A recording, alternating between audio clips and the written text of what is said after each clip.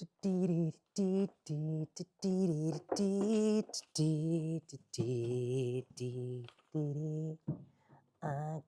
dancing on my own. I keep dancing on my own. Hi everyone. I'm back here in Bantam, Connecticut at Guy Wolf's. We're making lots of pottery, which will go into my next online sale. And I got an email from a viewer asking me a question that has been asked many times before. So I thought I would read the email and answer the question in the hopes that it might help the people that have asked this and anybody else that might be wondering. Hi Rajiv, I would love to see a video from you explaining how you manage all your hobbies as well as the pressures from life. I think a lot of people would benefit from you detailing how to deal with the overwhelm from wanting to do so much, as well as trying to live in a society where we need money. Would also love to hear your opinions on monetizing your hobbies and art. Julia. This question, I was compelled to answer this question because it is it's the underlying principle to how I live my life. And it's quite complicated, but also simple. Complicated in kind of how I got here as an adult doing what I do, but the answer to this question essentially is very simple. What are your priorities and what do you really want out of life? If you really know what you want out of life and you understand what your priorities are, you won't be overwhelmed. I think the question of dealing with the overwhelm from wanting to do so much, I think you get overwhelmed when you think you have to do so much. And that's what creates this feeling of being overwhelmed. I don't get overwhelmed because from a young age, I started understanding that I didn't really want to be in this world. I didn't ask to be in this world. Some people would say that I did spiritually, but I, as a young person, felt I didn't really want to be here. I didn't ask to be here, and yet here I am. So the question was, well, what am I going to do with this? What am I going to do with this life? What am I going to do with my time here? And I grew up in a family situation that was difficult. My home life was really difficult with an alcoholic dad. So my priorities were, how do I make myself feel content? And how do I make myself feel like this is worthwhile, this being here? And that started to come down to my day-to-day existence. I started to understand that I couldn't really control what my dad was doing or what my parents were doing. There was a lot of fighting, shouting, but I could control my own little world. And that own little world was heavily linked to my hobbies at the time, the things I was doing outside of school. Those things became my priority. There were many nights when my mom would throw the door open to my bedroom or to say goodnight or see what I was doing, and she would see that on my desk were like cardboard boxes to which I was gluing pieces of pasta and painting gold, and she would just say, "Why aren't you doing your homework?" She would be very irritated. And I just dealt with it. I would say something and I wouldn't do my homework, and I would continue doing what I wanted to do, because that stuff is what it enabled me to, I feel, survive that difficult situation. And in a way, if we're able to take negative things and turn them around, I look back at that and see that as a gift. That horrible situation of growing up in that environment pushed me to look at life and say, what do you want out of this life? What do you want? And this is what everybody needs to do if they want to answer questions like this. How do you deal with the overwhelm? Because I think many people are overwhelmed. Well, you ask yourself, what do I really want out of this life? Is it a life partner? Is it a career? Is it lots and lots of money? When you start to feel like those are the answers, you should ask yourself, why? Why do I want a life partner? Because if you start to ask yourself why, and you start to you start to go to the deep answers. Oh, it's because I feel kind of empty inside. Then you start to actually identify that the thing that you want is for the wrong reason. If you want a life partner because you feel empty inside, wrong answer. You need to address why you feel empty inside. Because if you find a life partner, that relationship is not going to be very healthy. If you want lots of money to be able to buy things, great. Ask yourself, why? What kind of things do you want to buy, and why do you want that? And if the answer is because I want security, that's great. But then you need to ask yourself, what is that security for? Is it so that you have the security to be able to do your hobbies? Because I think this is one of the things that lead to questions like this. How are you able to do these things like pottery and watercolor and also pay for life? Well, I will tell you that for most of my adult life, I have had no security. It would be very nice if Mean Girls paid residuals and I just had lots of money in the bank account from something I did long ago. That is not the case. It would be very nice if someone was bankrolling my existence, a wealthy relative or patrons that just paid for me to be in New York so that I could do all the things I want to do. That is also not the case. You don't really want to hear the reality of what I'm going to say because it takes away the security of everything. I have not had medical insurance for most of my adult life, precariously living in New York, knock on wood, riding my bike account, because medical insurance was expensive, is expensive. And I chose to take that money and do other things, like pay for watercolor lessons or music lessons. And that is what many people will say is not responsible. But I started learning early on in life that what people would call hobbies were the thing I wanted to do the most in my life. I identified what I wanted out of life. And what I wanted out of life was to be able to make things with my hands, or to create something and to feel so happy and proud of what I had made. That I identified as my main priority. And here's the thing about priorities and identifying what you want out of life. You can't have everything. I think Western society leads us to believing that we can have everything, that we can juggle everything. And you can have many things, but the more things you have, the more all of it gets diluted. So if you want a life partner and a house and a car and children and vacation every year, and then on top of those things, you want to be able to do your hobbies like pottery and watercolor painting and take classes and whatever, that's great, but to be able to do all of things, but everything gets diluted. When you're sitting and trying to focus on your watercolor practice and having a child run up to you and ask you for lunch, well, you got to make a choice there. And the focus that you want to give to watercolor painting is just not possible. So this is really something that I was able to see early on as a kid. Oh, I can't have everything. So I need to choose really what I want, and I need to be able to accept that if I'm pursuing that thing, I can't have other things.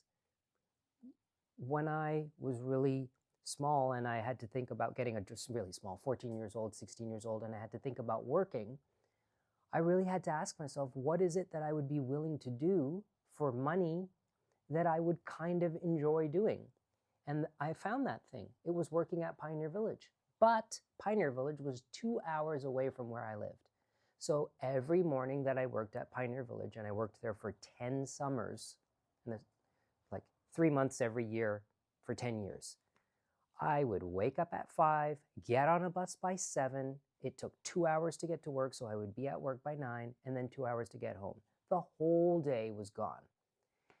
But when I was at Pioneer Village, I was getting paid to do something that I loved doing. I mean, I loved being in this historic environment, and our priority was to talk to the public. But when the public wasn't there, I was learning things. I was learning how to spin wool and dye wool and blacksmith and bake bread in a brick oven. And one summer I was painting watercolors as a gentleman in the gentleman's house. So I found early on this way of bringing the two together. I need to make a living, but I also feel like I want to be satiated through my desire to make things.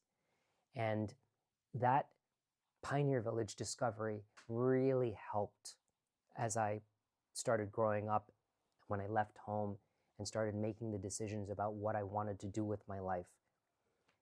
I found a way to mix both together, making money and also doing the things that I wanted to do that didn't necessarily,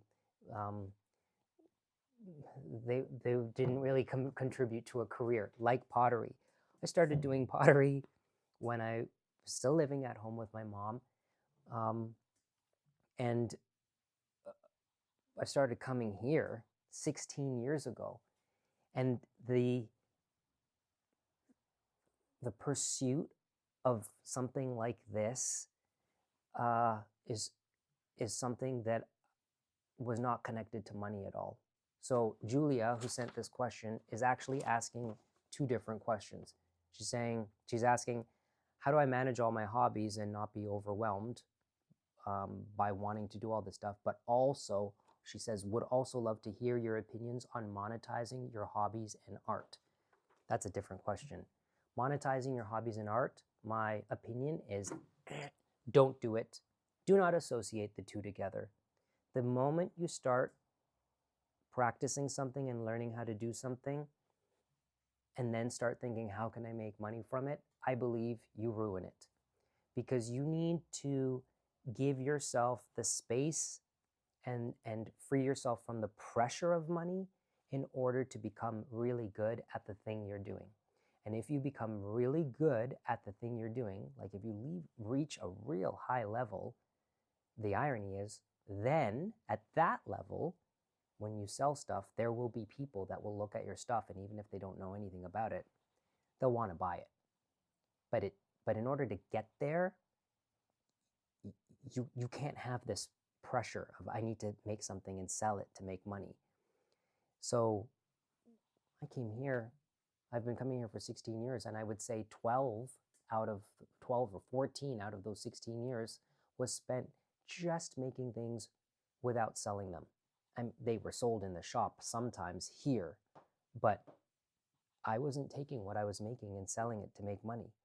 I was spending money to come here, especially when I was living in Toronto, but it was solely because I wanted to learn how to make pots.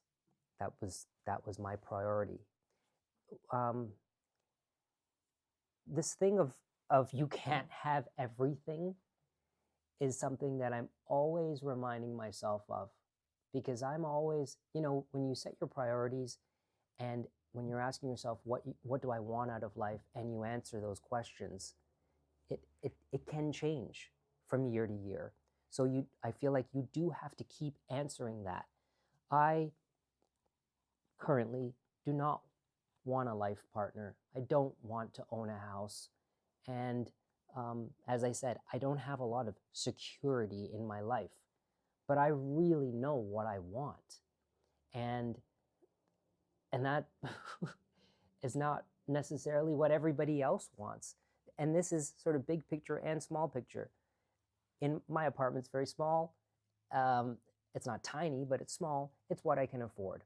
And in order to be able to do what I want to do in my apartment, one of the things that I've sacrificed is having a big bed. I have a little bed, a tiny bed actually, from the 1830s, so that my bedroom has the space for me to do yoga or to do projects that I can spread out and do them on the floor. And I've been doing that for 10 years. The sofa opens into a bed. So this might be a little too much information, but there was a gentleman caller over recently. And this was the second time that someone has mentioned that my sleeping situation isn't ideal for gentleman callers, because we have to open up the sofa bed, and it's not the sexiest thing to open up a sofa bed when you want to be sexy. So there was a little bit of criticism to my living situation, and I took the criticism and listened to it and the person left. And I thought about it afterwards, and it was a moment where I felt a little bit of shame, I think, for not having things set up the way most people would have it set up if they were having someone over for physical relations. And I had to remind myself that this is what I really want. I want this apartment set up this way more than I want a guy in here all the time.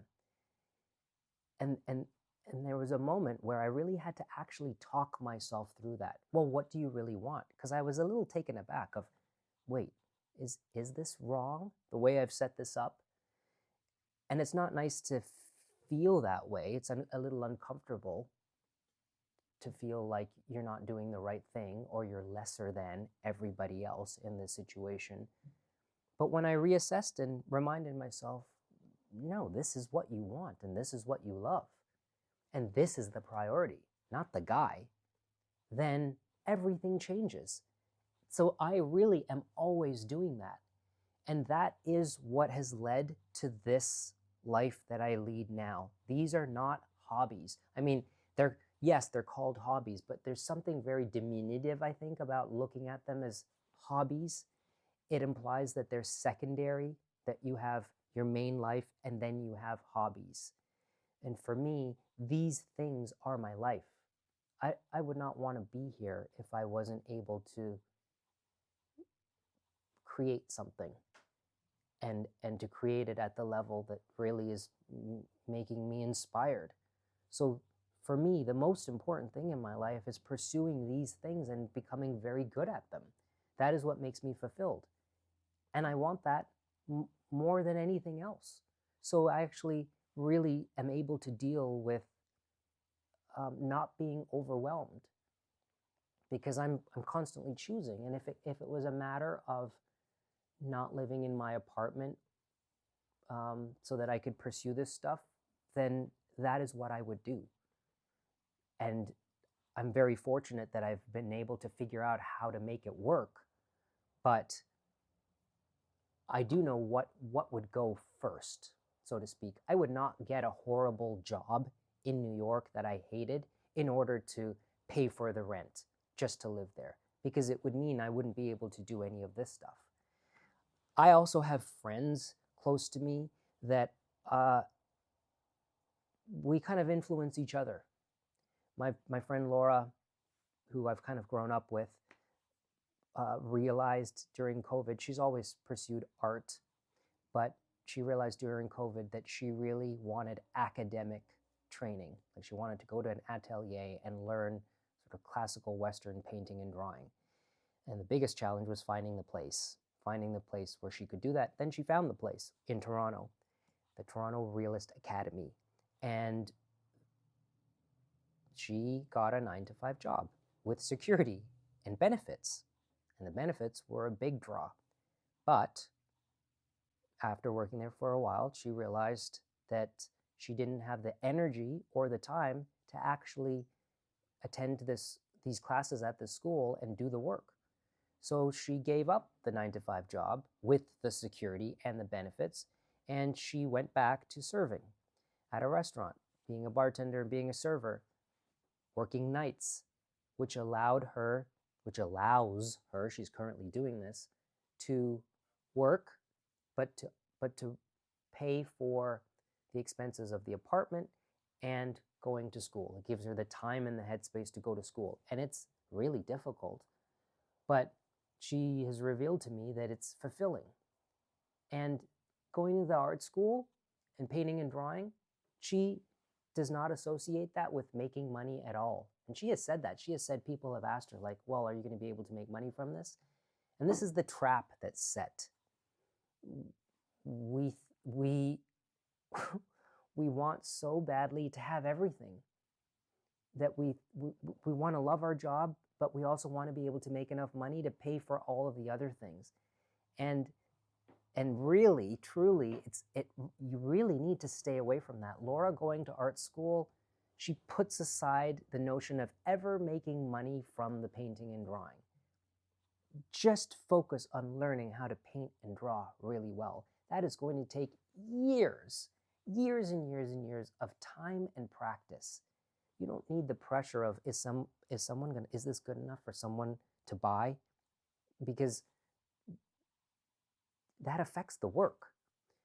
My friend Caroline went to Juilliard for her master's in harp, and to me, reached a level of harp where she had perfect technique. She was at the top of her game. But she had told me that it was always a choice between pursuing music and pursuing science when she was going to school. And she chose music, but there was always this sort of question mark of what would have happened if she would have done the other thing. So late in life, Caroline applied to medical school, got in, and has worked her ass off, and now she is becoming a doctor. She's doing her residency. And it's incredible to see this because it's not what most people do. And it's not practical to leave harp after all of that work and after all of that education, and to now be spending money and struggling through school again to do this other career. But she had to really ask herself what she wanted, and the answer changed, and later in life it was to now do this, and this is what she's doing. And these people that are close to me in my life have really, it's inspiring. Being here at Guy Wolf's is an example of someone who has a family, who has pursued this career in pottery, and has made it work. And it has really come with sacrifices, and understanding that he can't have it all, especially at times security. But when I'm here and I'm doing this with someone who has done this for his whole life, for over 50 years, it's an affirmation that it is possible. But it really is constantly calibrating. What do I want out of life? And what are my priorities? Most things in life, you start doing, and if you change your mind or your feelings change, you can change things. I mean, for 3 years of my life, I was in a relationship, and I had a partner. And for those 3 years, there were so many nights when I would go to sleep with him and think, this is just bliss. And if there was a God and God asked me, what more can I give you? I would happily say, go ask somebody else, because I have everything I could possibly want. And it was wonderful. But I didn't trick myself, and I was very well aware that it might not always be this way. And it ended up not being that way. For those 3 years that I really was in that relationship, I didn't do these things regularly. I didn't paint, I didn't make pottery, I didn't play music on a regular basis. That was sort of the big thing. So understanding and accepting that life changes and that you can change it is the liberation. There are a few things that you can't really change, like having children. I mean, the thing about kids is they don't go away unless you give them away, which so I think asking yourself these questions of what do I really want out of life can never start too early. 12 years old, 14 years old, 16, that is not too early. And at that age, you don't really know, but at least start asking. And that might lead to a place where you realize, I don't want to have kids because I really want to just paint or make pottery. Or you'll realize you don't want a life partner, or you do. The thing is, no one can answer that question for you. And living in a society where the masses are kind of moving in the same direction, there is this pressure to think that that is what you want. But usually it's not. Usually this sort of herd mentality of everybody thinking that they need to make money and have a career and have a house and get married, usually that's that stuff isn't genuinely, at the end of the day, what you really want. And these are very difficult questions, but this is how I came to this place unconventionally, is I am always asking myself those questions, and I'm finding the answers. And then when I find the answer, even when it's difficult, I listen and I pursue it. It was really hard coming here from Toronto every year, but I did it. And there was no dollar signs associated with the end of this. I wasn't thinking when I was here 16 years ago, oh, one day I might be able to make money from this. That didn't come in my head at all. I was about 12 years old when I started to learn how to do calligraphy, and I was teaching myself, and I just did it because I loved it. And I spent the time to educate myself and to practice solely because I really wanted my writing to be very beautiful. And then I achieved that. I was proud of being able to write really nicely. And then when I graduated university, someone saw my handwriting. She was in the wedding industry, and she said, "You really should be doing this for a living." So I did. I started a business, and it immediately started making money. But it only got there, I believe, because I wasn't thinking about money at all when I first started. If I was thinking about money when I was practicing my W's, I think there would have come a time when I would have said, it's good enough. I'll try to sell this now. And this is what leads to shitty stuff out there that gets sold. So much shitty pottery. And this might sound harsh, but I see it all the time. Just crap being made, glazed, and then it's people attempt to sell it. But that's what comes from this. Oh, I kind of like this. I think I'm going to try to figure out how to make money from it. I think I'm ready. I'm going to try. So then you're learning how to do it, but you're also thinking about whether someone's going to buy this or not, and you're not solely focused on really perfecting this. My advice to someone doing pottery or learning how to cook: do your job. Try to find a job that you can tolerate or where there's some enjoyment. And if you have identified that your priority, the main thing you want in life, is to learn how to do this thing, then that means that if that's the priority, you would be willing to sleep on an air mattress on the floor of a friend's apartment and pay them a little bit of money for rent every month, which means that you don't need that much money, which means that you can get a job that's tolerable, that you do, that you kind of enjoy, like working at a coffee shop or whatever, and paying for your existence so you can just pursue this thing. And if you keep pursuing this thing, push yourself to go higher and higher and higher. Find the place, find your teacher, the epitome of who you would love to learn from. And even if it means leaving your hometown and going far away, like I did, going to Europe, going to a culinary school in Europe, do it. Figure out how to do it. And don't associate it with making money. Just do it because you want to do it. And if you do that, you will, ironically, reach a place eventually where your work speaks for itself, where you don't have to say anything about it. You can put it on a shelf and it will sell. But it's like one of those Greek myths. Don't look over your shoulder. Keep looking ahead. Don't be tempted to look at the dollar signs. Stay focused on the thing. Be the best. Make the best work possible, and that takes a lot. It takes a lot of time, and it takes a lot of effort, and it takes the desire to really want that. So I hope, Julia, this answers your question, and thanks for writing to me. Thanks for watching. Gotta go make pots now. Bye.